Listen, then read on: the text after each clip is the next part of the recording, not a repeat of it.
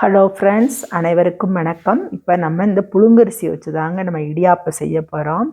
அதுக்கு நான் first 2 kilo புழுங்கரிசி எடுத்து நல்லா கழுவிட்டு 2 முறை கழுவிட்டு தண்ணியில் 4 மணி நேரம் நம்ம ஊற வச்சுட்டு அதை வடிகட்டி ஒரு காட்டன் துணியில் நம்ம அதை உணர வைக்கிறோம். அது பாருங்கள், நம்ம மிஷினில் போய் அரைக்கிறதுக்கு நம்ம கையில் ஒட்டாமல் வரணும். அந்த அளவுக்கு நம்ம அந்த பக்குவத்தில் தான் நம்ம அதை எடுக்கணும். அப்புறமா கையில் தொட்டு பார்த்தா கையில் ஒட்டக்கூடாது. அதுதாங்க பதம். நம்ம போய் மிஷினில் கொடுத்து நம்ம இப்போ அரைச்சிட்டு வர போகிறோம். அரைச்சிட்டு வந்துட்டோங்க. பாருங்கள், அதை நம்ம ஒரு கனமான பாத்திரம் உருளி எடுத்துருக்குறோங்க. அதில் நம்ம கொஞ்சம் கொஞ்சமாக போட்டு நம்ம அதை வறுக்கிறோம்.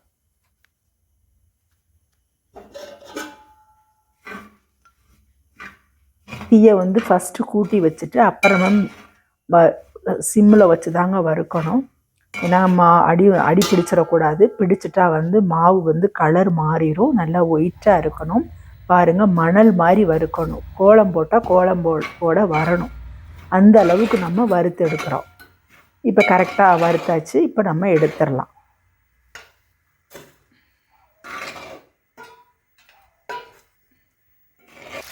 பாக்கி உள்ள மாவையும் வறுத்துட்டு வந்துடலாம்.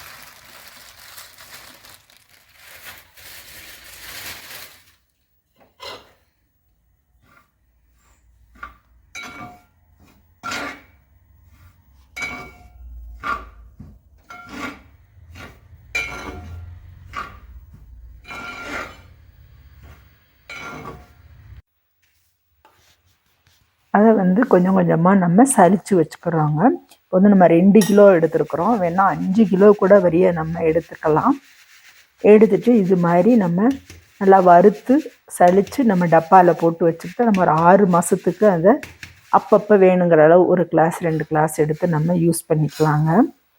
இப்போ 1 கிளாஸ் நம்ம மாவு எடுத்தால் அதுக்கு 1 கிளாஸ் தண்ணி வச்சு கொதிக்க வைக்கணும். அதில் கொஞ்சம் சர்க்கரை, உப்பு, மாவையும் போட்டு நம்ம கிளறி வச்சுட்டு அப்புறம் பிழிஞ்சால் ஈஸியாக இருக்கும் பிழிகிறதுக்கு.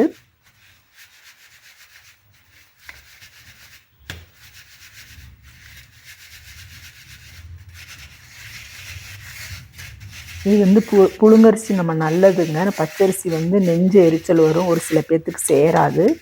அதனால் நம்ம புழுங்கரிசி நம்ம எடுத்துருக்குறோம்.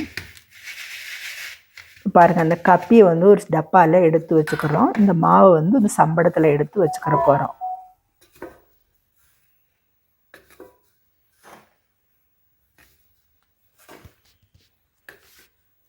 எடுத்து வச்சுக்கிட்டு நம்ம வேணுங்கிற சமயம் நம்ம அப்பப்போ கொஞ்சம் மாவு எடுத்து நம்ம பிழிஞ்சிக்கலாம். இப்படியா பிழிஞ்சிக்கலாம். இந்த கப்பி எடுத்தும் வச்சுக்கிட்டோம். நம்ம பாருங்கள், இடியாப்பம் அருமையாக வந்திருக்குது.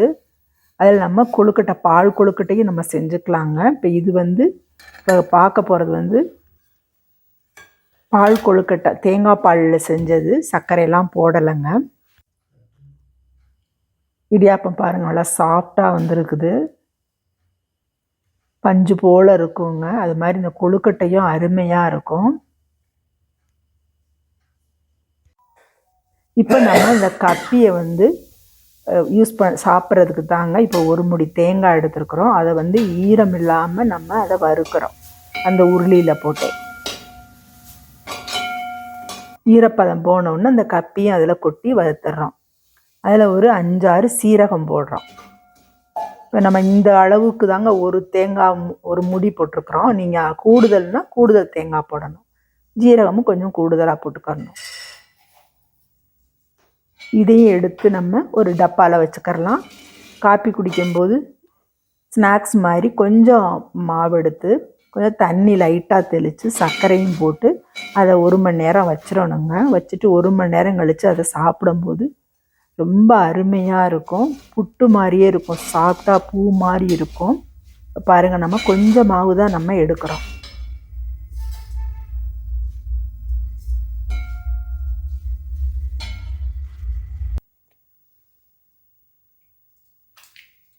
இதே மாதிரி செஞ்சு பாருங்கள், உங்களுக்கு பிடிக்கும். செஞ்சு பார்த்துட்டு கமெண்ட்டில் சொல்லுங்கள்.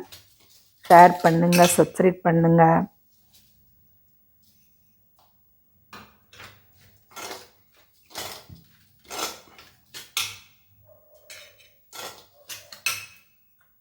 தேங்க்யூ. வாழ்க வளமுடன். மற்றொரு பயனுள்ள வீடியோவில் நம்ம சந்திப்போம். இதை அப்படியே நம்ம மூடி வச்சிட போகிறோம். 1 மணி நேரம் கழித்து எடுத்து சாப்பிட போகிறோம். கொஞ்சம் சர்க்கரையும் போட்டு வச்சிடுறோம். வேணா கொஞ்சம் ஒரு துளி நெய் விட்டு தேங்காய் எண்ணெய் விட்டும் சாப்பிடலாம். அருமையாக இருக்கும்.